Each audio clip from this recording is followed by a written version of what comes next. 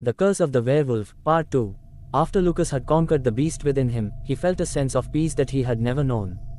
The village, once filled with fear and uncertainty, had slowly started to trust him again. They had witnessed his transformation, seen him struggle with the curse, and had come to understand that he was more than the monster they had once feared. They had helped him break the curse, or so they thought. But darkness, as it often does, has a way of finding its path, no matter how tightly one tries to close the door.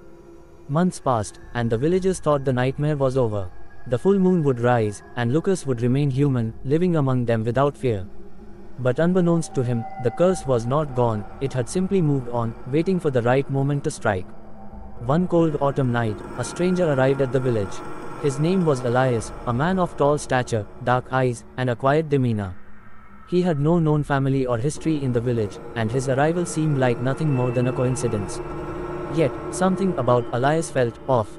He was drawn to the forest, just as Lucas had once been, and the villagers, despite their trust in Lucas, couldn't shake the feeling that something was about to go terribly wrong. As the full moon neared, the tension in the village grew. The sky was thick with clouds, casting a shadow over the land.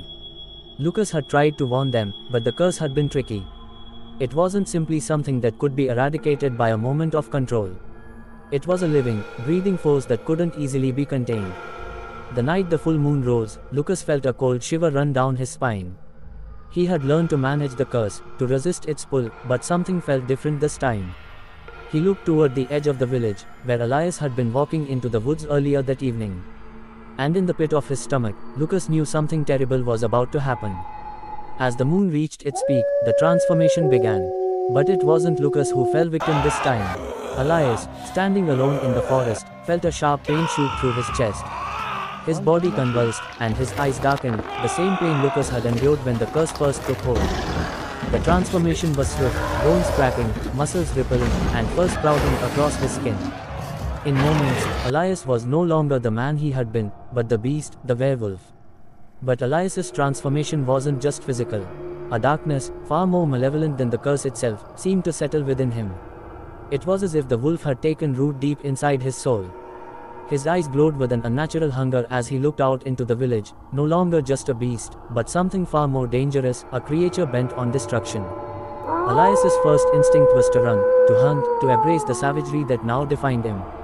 He tore through the forest, howling, the sound echoing through the night. The villagers, now aware that something was terribly wrong, locked their doors and barricaded themselves inside, trembling in fear. But Lucas, who had felt the shift within Elias, knew he had to act fast. He ran toward the forest, determined to stop the curse from destroying the village he had fought so hard to protect. He had to face the truth. While he had conquered the wolf within himself, the curse wasn't something that could simply be erased. It was a force that sought to spread, to claim new victims, to keep the darkness alive. When Lucas reached the heart of the forest, he found Elias in full transformation, his massive wolf form towering over him, eyes glowing with pure rage. But there was something different in the way Elias looked at him, a coldness, as if the wolf inside him was more than just an animal. It was an ancient evil, a force that had waited for years to find its new host. You failed, Lucas. Elias growled, his voice deep and guttural. You thought you could rid yourself of the curse. You cannot escape it. It will always find a new home, and now it has found mine. Lucas, his heart heavy with the realization that the curse had not been broken, but merely passed on, steeled himself. I won't let you destroy this village. The curse may have found you, but you don't have to let it control you. Fight it, Elias. You can still choose to resist. But Elias's eyes were filled with madness. There is no resisting it now. The wolf is part of me, and I will use its power to bring destruction to everyone who ever feared it. You couldn't stop it, and neither can I. With that, Elias lunged at Lucas, teeth bared, claws outstretched. Lucas barely had time to react, but his instincts kicked in. He fought back, using everything he had learned during his own transformation. But Elias was stronger, faster, and the wolf inside him was much more vicious than Lucas's ever had been. The battle raged on beneath the full moon, the trees around them shaking with each clash of beast against man. Lucas knew he had to stop Elias before the beast inside him took full control. But there was only one way to do that. He had to get through to the human part of Elias, the part that was still buried deep within the curse. With all his strength, Lucas grabbed Elias by the shoulders, forcing their eyes to meet. Elias, he shouted. You are more than this. The curse is not you.